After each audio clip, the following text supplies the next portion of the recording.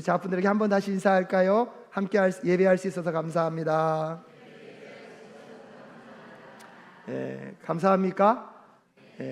오늘 목소리 상태가 평소에도 좋지 않았지만 더 좋지 않아서 죄송합니다. 월요일부터 정말 토요일까지, 어저께 성경 통독까지 정신없이 달려왔습니다.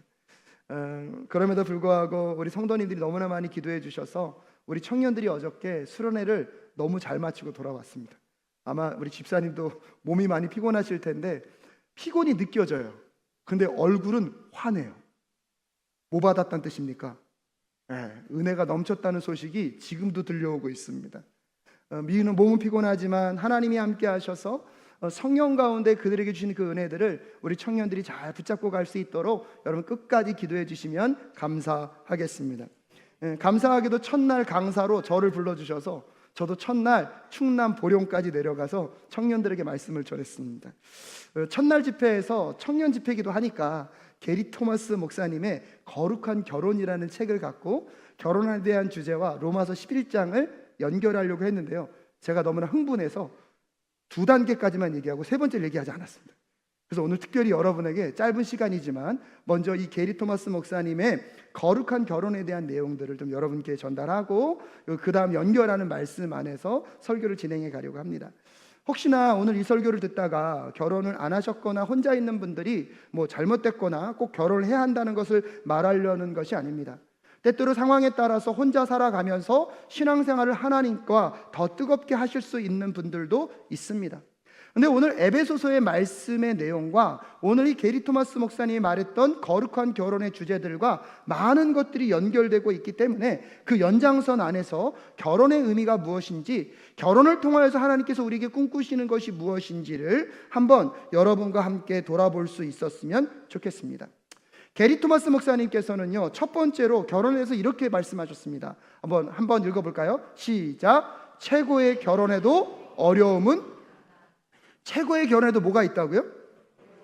결혼에 대해서 요즘 청년들이 결혼을 하려고 할까요? 안 하려고 할까요? 안 하려고 하는 추세입니다. 그러다 보니까 이 결혼에 대해서 우리가 이야기할 때 너무 어려움을 축소시켜서 이야기하려는 경향이 있습니다. 하지만 게리 토마스 목사님은요, 아무리 좋은 결혼이라 할지라도 무엇이 있다는 것입니까? 어려움이 있다는 것입니다. 결혼은요, 위대한 하나님의 역사를 경험할 만큼 아름다운 것이지만 최고의 커플, 이상적인 남녀가 만난 결혼에도요, 반드시 무엇은 있습니까? 어려움은 있습니다. 이 목사님께서요, 500쌍의 커플을 앉혀다 놓고 여러분 그들에게 한번 일어나 달라 그랬습니다. 일어나고 나서 그 목사님께서 이런 질문을 던집니다. 결혼이 생각보다 쉬웠다고 느끼시는 분들만 계속해서 서 있으십시오. 그 질문을 이해하셨습니까? 500쌍이 일어나 있는데 질문이 이거예요. 결혼이 생각보다 쉬웠다고 생각하시는 분들은 일어나 있고, 쉽지 않고 어려웠다는 분들은 다 뭐 하라는 거예요?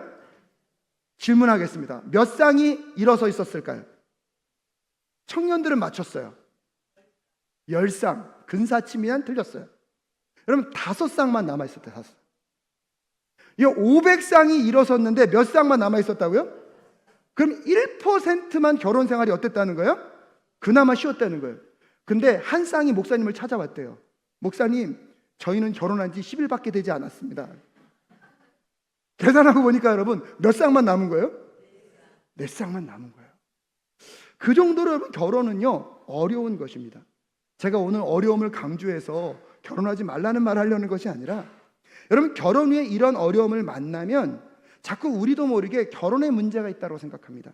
하지만 여러분 결혼에 문제가 있는 것이 아니라, 결혼은요 사람과 사람이 만난 거기 때문에 무엇이 있을 수밖에 없습니까? 어려움이 있을 수밖에 없습니다. 결혼이 모든 것을 쉽게 만드는 것이 아닙니다. 결혼은 모든 것을 함께 할 수 있게 해줄 뿐입니다. 문제는 무엇입니까? 결혼에 대한 우리의 기대치가 누구와의 기대치가 다르기 때문입니까? 하나님과의 기대치가 다르기 때문입니다. 그럼 잘 생각해 보십시오. 여러분은 결혼을 통하여서 나와 그 사람이 잘 맞기만 하면 결혼 생활이 쉬워진다고 말합니다. 많은 청년들이 저에게 여러분 결혼 주례를 부탁하러 올 때에 제가 묻습니다. 왜 결혼하려고 합니까? 그러면 둘이 너무 성격이 잘 맞는데요. 근데 많은 사람들이 헤어질 때 왜 헤어집니까? 물어보면 서로 뭐가 안 맞는데요? 놀랍습니다. 여러분, 우리는 결혼을 통해 지금보다 더 행복한 삶을 상대방을 통하여서 이루기를 원하고, 결혼만 하면 나의 부족함을 그 사람이 채워지기 때문에 내 삶은 지금보다 더 나을 거라는 기대치를 갖고 결혼으로 들어갑니다. 근데 여러분, 그것이 하나님의 기대치입니까? 나의 기대치입니까? 오늘 이걸 잘 생각하고 갑시다. 그건 내가 꿈꾸는 결혼입니다. 그렇다면 하나님은 결혼을 통하여서 무엇을 이루기를 원하셨을까? 하나님의 결혼을 통하여서 기대하는 기대치는 무엇일까를 게리 토마스 목사님은 이렇게 말씀하십니다. 하나님께서 우리에게 결혼을 말씀하시는 것은 우리의 행복이 아니라 거룩이다. 잘 기억하십시오. 하나님께서 우리에게 결혼을 말씀하시는 것은 우리의 행복이 아니라 무엇이라고요? 거룩이라고요. 결혼의 목적은 행복이기 이전에 거룩에 있어야 하는 줄로 믿습니다. 거룩이나 행복 중에 하나를 선택하라는 것이 아닙니다. 여러분 기억하십시오. 하나님이 원하시는 거룩을 추구할 때에 가장 깊은 행복이 찾아오는 줄로 믿습니다. 결혼이요, 아직 공사 중인 두 사람이 만난 결합이기 때문에 서로를 향한 마음을 지키고 서로 더 잘 맞춰갈 수 있는 비결을 이 거룩 안에서 발견케 하실 줄로 믿습니다. 그래서 여러분, 결혼은 쉽습니까? 어렵습니까? 어려워요.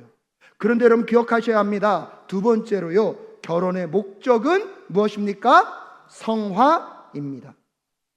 결혼할 수 있음에도 불구하고 자신의 행복을 위해서 피해가지 말아야 할 이유는, 결혼은요, 하나님이 우리를 성화시키기 위해서 만드신 성화학교라는 것입니다.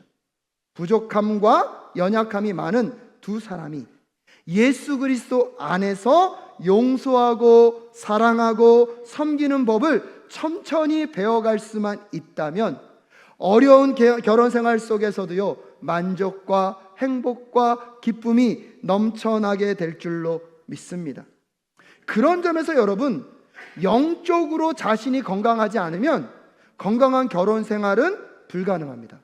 잘 들으십시오. 영적으로 누가요? 자신이 건강해야지만 건강한 결혼을 할 수 있습니다. 의사소통, 성, 재정, 갈등 기술이 아무리 좋아도 결국 결혼을 무너뜨리는 것은 여러분, 많은 사람들은요 부부 문제라고 생각해요. 근데 가만히 보면요, 그 문제는요 누구로부터 시작합니까? 나로부터, 개인으로부터.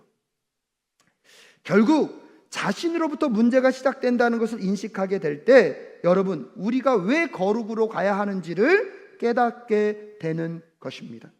고린도후서 7장 1절에 보면 이런 말씀이 있습니다. 함께 읽겠습니다. 시작. 그러므로 사랑하는 여러분, 우리에게는 이러한 약속이 있으니 육과 영의 모든 더러움에서 떠나서 자신을 깨끗하게 하며 하나님을 두려워하는 가운데 온전히 거룩하게 됩시다. 할렐루야. 여러분, 그렇게 해서 우리는 결혼을 시작했어요. 사랑하고 죽지 못해서 결혼했어요. 근데 여러분, 많은 사람들이 연구했는데요, 그 감정적 사랑 최대한 오래 가면 몇 개월 가는지 아십니까? 18개월이 최대한 간대요. 여러분, 부부관계가 힘들어지고 어려워질 때 기억하십시오. 사랑이 식은 게 아니라 그것은 정상적인 것입니다. 사랑하지 않아서가 아니라, 게리 토마스 목사님은요, 사랑하지 않기 때문이 아니라 우리가 회개로부터 멀어졌기 때문에 우리 부부의 관계에 어려움이 생겼다는 것입니다. 여러분 부부의 관계에 어려움이 생겼다면, 물론 그런 가정은 없을 줄로 믿습니다. 어려움이 생겼다면 여러분, 사랑이 식은 것이 아니라, 사랑이 사라진 것이 아니라 우리가요 어디로부터 멀어진 거예요? 회개로부터 멀어졌다는 것을 꼭 기억하실 수 있기를 주님의 이름으로 축복합니다. 놀라운 것은 우리 각자가 진정한 회개가 회복되면 다시 그 사랑을 회복시켜 주실 줄로 믿습니다. 근데 여러분, 배우자를 회개시킬 수 있습니까? 없습니까? 설교 시간에 이런 표현 써서 죄송합니다. 그 인간이 회개할까요? 안 할까요? 안 해요. 그럼 여러분, 회개는 누구로부터? 내가 할 수 있는 것부터. 여러분이 회개와의 거리가 가까워질 때 여러분의 가정을 지킬 수 있다면 이 회개는 여러분 선택이 아니에요. 필수예요. 다른 사람의 잘못을 꼬집고 분석하고 저 인간 때문에 내 인생이 망쳤지, 거기에 시간 허비하지 마시고 여러분이 먼저 누구 앞으로 나아가서, 하나님 앞으로 나아가서 진정한 회개가 터질 수 있기를 주님의 이름으로 축복합니다. 그 회개 가운데 나의 거룩이 여러분의 가정을 지키며 여러분의 삶의 터전을 새롭게 할 줄로 믿습니다. 사랑하는 여러분, 결혼은요, 하나님이 우리를 성화시키기 위해서 부르신 학교입니다. 결혼을 통해 내 안의 미성숙, 이기심, 분노, 두려움, 중독, 교만을요 하나님이 드러내실 때, 여러분 그때가 곧 내가 거룩할 수 있는 때임을 깨달으시고 주님께 나아가 회개하며 여러분의 거룩이 회복되기를 간절히 소원합니다. 이렇게 여러분 이 결혼이 성화의 과정을 거쳐가는 공동체가 되면 비로소 이 결혼이요 예배자의 삶으로 나아가게 한대요. 그래서 세 번째로 여러분 기억하십시오. 함께 읽겠습니다. 시작. 결혼은 하나님을 경외하는 예배가 됩니다. 저는 이게 충격적이었어요. 청년들에겐 이걸 안 전해줬으니까 오늘 특별히 여러분에게 전달해 주는 거예요. 여러분 결혼은요 누구를 경외함으로? 하나님을 경외함으로 무슨 공간이 되게 합니까? 예배의 공간이 되게 합니다. 근데 게리 토마스 목사님께서 여기서 되게 재밌는 상상을 하세요. 여러분 저는 하나님의 누구입니까? 아직 모르세요? 네, 자녀입니다. 아들입니다. 그럼 제 아내는 하나님의 뭘까요? 딸이에요. 그럼 제가 누구랑 결혼했죠? 아내랑 결혼했으면 하나님은 나에게 어떤 분일까요? 아버지이기도 한데요, 여기서는 이런 표현을 써요. 나의 영적인 장인어른이다. 논리적으로 맞잖아요. 여러분 장인어른이 내 딸을 남편에게 맡기면서 눈동자같이 보실 거예요.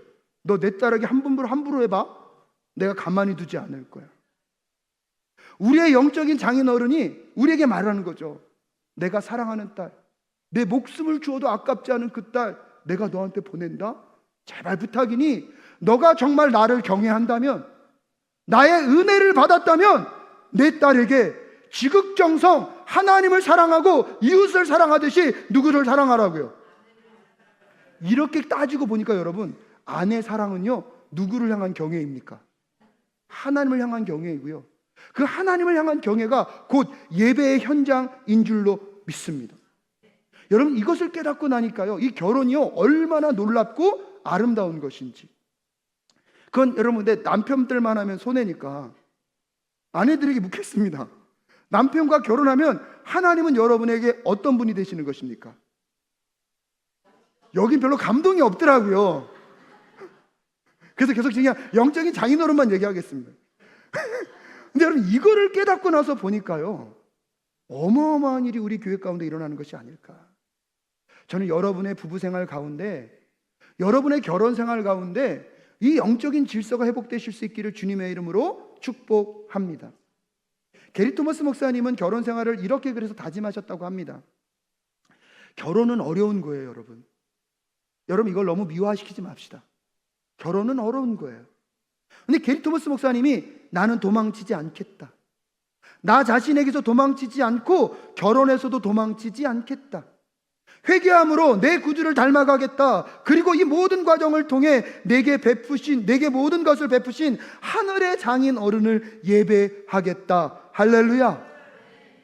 그래서 마지막에 그 모든 세미나를 이렇게 요약하시더라고요. 여러분 한번 같이 읽어볼까요? 첫째, 시작. 결혼은 어렵겠지만 거룩합니다.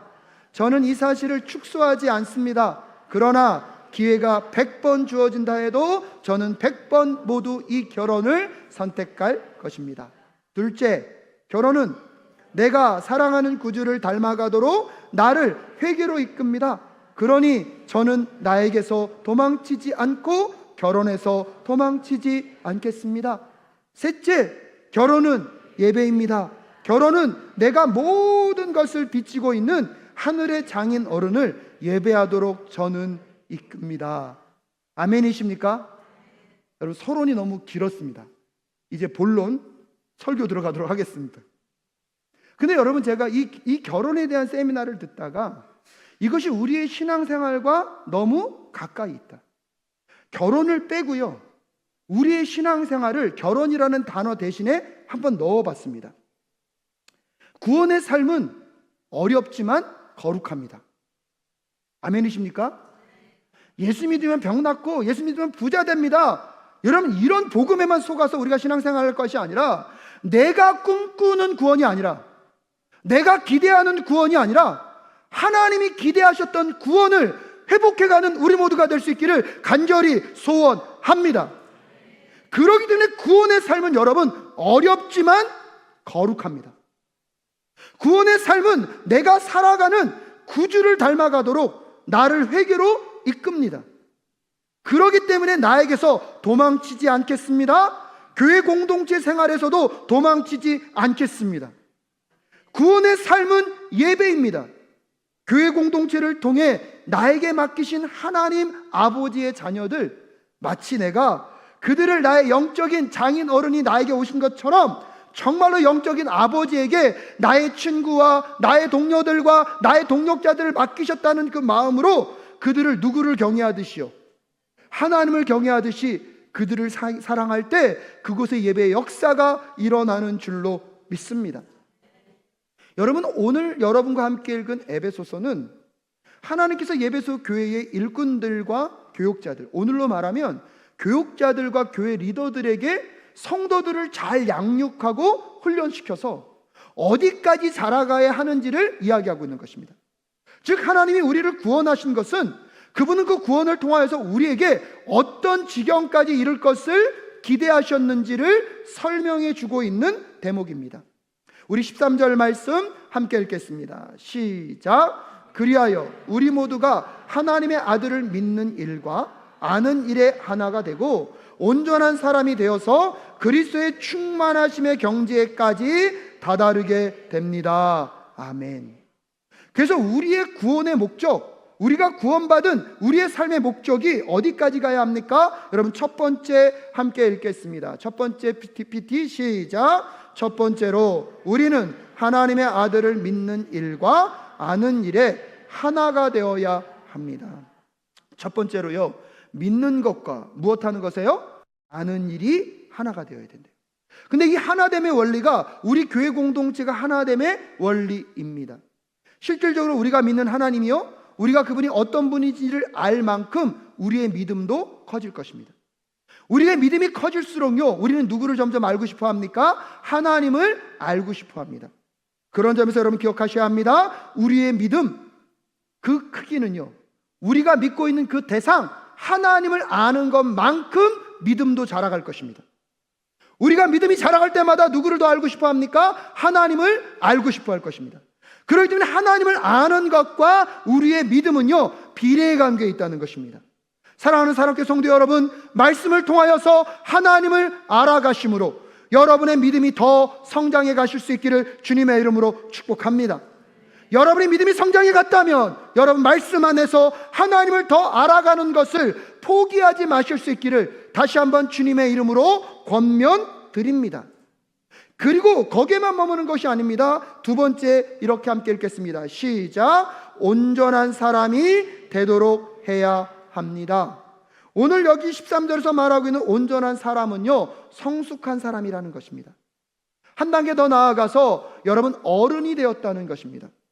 우리의 신앙생활은요, 영적인 어린아이에서 여러분 영적인 청년으로, 영적인 청년에서 영적인 여러분 성인, 어른으로 성장해 가야 하는 것입니다. 온전한 사람이 되었다는 것은 우리의 신앙이 어린아이 신앙에 머물러 있는 것이 아니라 어른의 신앙으로 올라갔다는 것입니다. 여러분, 이것만도 대단한 것 같은데 오늘 사도 바울은 우리의 신앙의 목적지가 거기가 아니라고 말합니다. 여러분, 세 번째 함께 읽겠습니다. 시작. 그리스도의 충만하심의 경지에까지 자라야 합니다. 아멘이십니까? 사실은 아멘하기 좀 부담스럽습니다. 예수님 같이 올라간다? 우리가 작은 예수가 된다? 예수님 같은 그런 장성한 분량에까지 이른다? 여러분, 마음이 부담스럽습니다. 그런데 성령께서 여러분과 함께하여 주실 줄로 믿습니다. 근데 여러분, 여러분을 구원하신 하나님의 기대치는 어디까지 가고 있습니까? 예수 그리스도의 장성한 분량에까지. 여러분, 그래서 14절과 15절에 보면 더 적극적으로 이렇게 표현합니다. 함께 읽어볼까요? 시작. 우리는 이 이상 더 어린아이로 있어서는 안 됩니다. 우리는 인간의 속임수나 간교한 술수에 빠져서 온갖 교훈의 풍조에 흔들리거나 이리저리 밀려다니지 말아야 합니다. 우리는 사랑으로 진리를 말하고 살면서 모든 면에서 자라나서 머리가 되시는 그리스도에게까지 다다라야 합니다 라고 이야기하면서 14절에서는요 더 이상 무엇이 되지 말래요? 어린아이로 있어서는 안 된대요. 어린아이들은요 신체적으로 연약하고 이해력과 분별력이 부족합니다. 그래서 어린아이 신앙이라는 것은 뭐랑 똑같냐면요, 파도가 치는 풍랑 위에 배가 한 채 떠 있습니다. 그럼 이 배는요 뭐에 따라 흔들립니까? 파도에 따라 흔들립니다. 근데 그런 어린아이의 모습이 뭐라는 거예요? 우리는 인간의 속임수나 간교한 술수에 빠져서 온갖 교훈의 풍조에 뭐예요? 흔들리면서 그 다음에 뭐라고 얘기합니까? 이리저리 밀려다니지 말라고 이야기하고 있습니다. 사랑하는 사랑교회 성도 여러분, 어린아이의 신앙을 벗어버릴 수 있기를 간절히 소원합니다. 그 어린아이 신앙을 벗어버리고 15절에 보면요, 여러분 15절 다시 한번 띄워줄까요? 우리는 사랑으로 무엇을 말하면서요? 진리를 말하면서 살아야 된다는 거예요. 근데 여러분, 여기서 사랑으로 진리를 말한다는 것은 말만 하라는 것이 아니라 말하는 것을 무엇으로 해요? 삶으로 살아내라는 거예요. 즉 사랑과 진리를 삶으로 살아내라고 오늘 우리에게 예수 그리스도를 이 땅 가운데 보내셔서 그 예수 그리스도를 믿는 모든 사람들은요 단회적으로 이미 구원을 받았는 줄로 믿습니다. 하지만 여러분, 그 구원을 받았다고 나는 죽어서 어디는 가니까, 천국은 가니까 마치 내 신앙생활이 그 다음부터는 그냥 그렇게 해도 된다고 생각하신다면 여러분은 어쩌면 하나님이 꿈꾸시는 그 구원의 기대치를 이해 못한 것일 수 있습니다. 오늘 본문 말씀에서 우리에게 은혜로 주신 그 구원을 안다면 우리는 끊임없이 어린아이 신앙에서 청년의 신앙으로, 청년의 신앙에서 성인의 신앙으로 자라 예수 그리스도의 장성한 분량에까지 이르러야 할 줄로 믿습니다. 근데 여러분, 이런 성장은요 혼자서는 불가능합니다. 혼자서는 불가능하고요, 오늘 보면 마지막에 보면 예수 그리스도가 교회의 뭐가 되시고요? 머리가 되시고, 교회는 그 예수 그리스도의 몸이라고 무엇이라고 표현합니까? 몸이라고 표현합니다. 교회의 머리는 예수 그리스도이시고요, 교회는 그의 몸입니다. 이 머리와 몸이 떨어지면 성장이 가능합니까? 불가능합니까? 불가능해요. 그래서 우리는요 끊임없이 이 교회와 연결되어 있어야 합니다.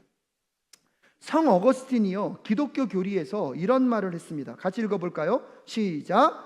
하나님을 아버지로 두신 사람은 교회를 어머니로 두지 않고서는 있을 수 없다. 여러분, 예수 그리스도로 인하여서 우리는 하나님과의 관계가 회복되었습니다. 아멘이십니까? 그래서 아버지를 아바 아버지라 부를 수 있게 되었어요. 아버지는 우리에게 생명의 근원을 주셨다면 이제 교회가요 우리의 무엇이 되어서요? 어머니가 되어서 우리를 돌보고 우리를 성숙하게 하는 것은 교회라는 것입니다.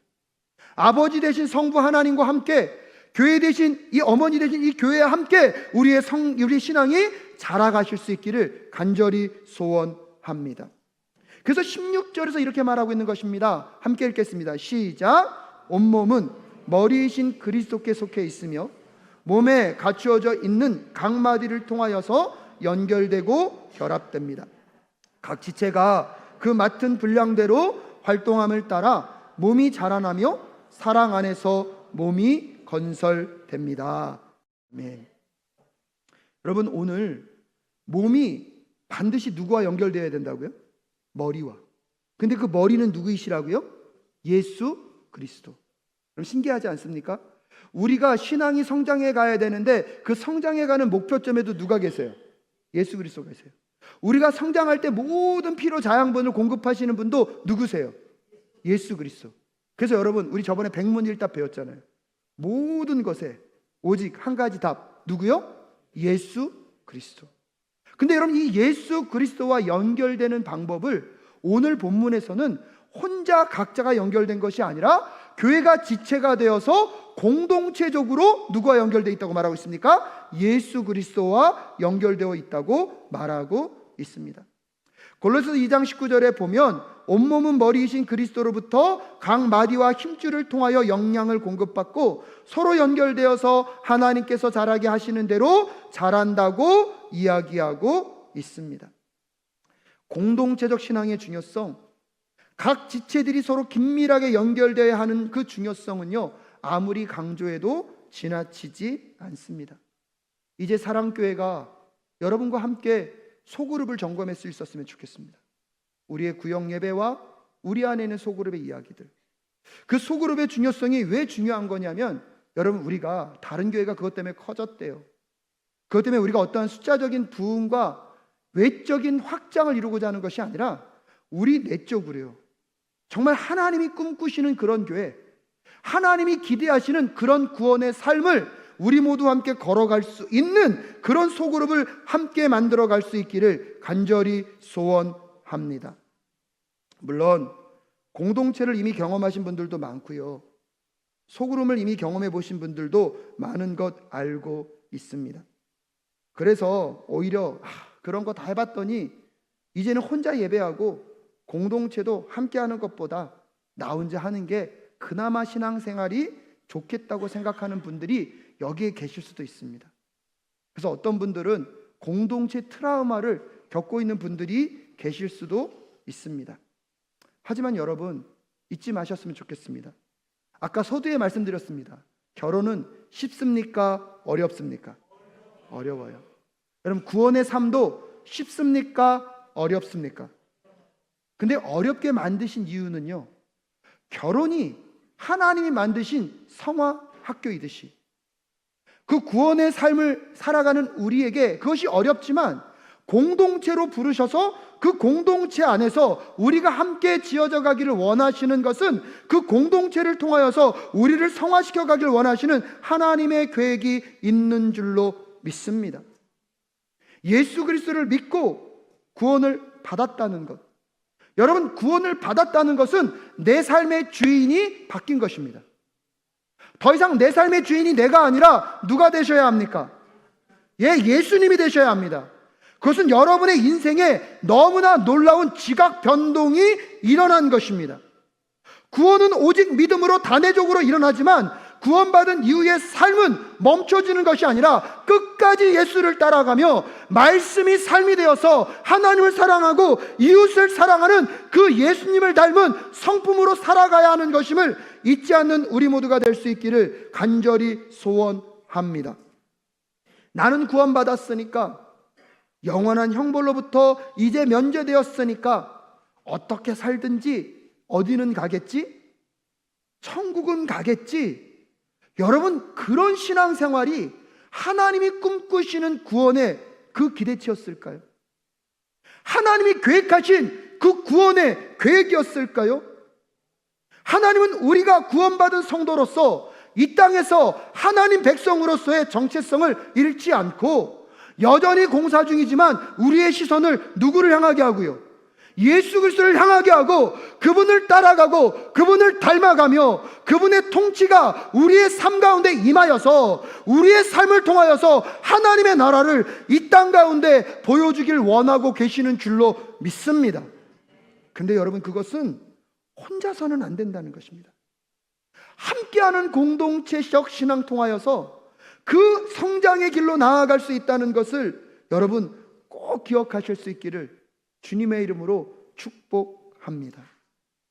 말씀을 마무리 짓습니다. 서로 긴밀하게 연결된 공동체가 되기 위해서 앞으로 우리는요, 이 소그룹에 대한 설교를 한 몇 주 동안 더 할 겁니다. 여러분도 기도해 주시고 정말 우리 사랑교회가 함께 긴밀하게 연결될 수 있는 공동체가 되는 그 소그룹을 세워갈 수 있기 위하여서 함께 힘을 써주시면 감사하겠습니다. 교회 공동체에서 상처와 아픔도 경험하고 교회 생활 속에서 힘겨움도 만난 분들이 정말 여기에 계시다는 것 저도 알고 있습니다. 그래서 이제는 더 다가가는 것이 힘들고 두려운 분들도 계실 것입니다. 제가 이 문장 쓰면서 좀 마음이 아팠어요. 오히려 다시 교회 공동체를 떠나고 싶지 않아서, 오히려 다시 공동체를 떠나고 싶지 않아서 적당한 거리를 두겠다고 결단하신 분들이 계실 수도 있다는 생각을 하게 됩니다.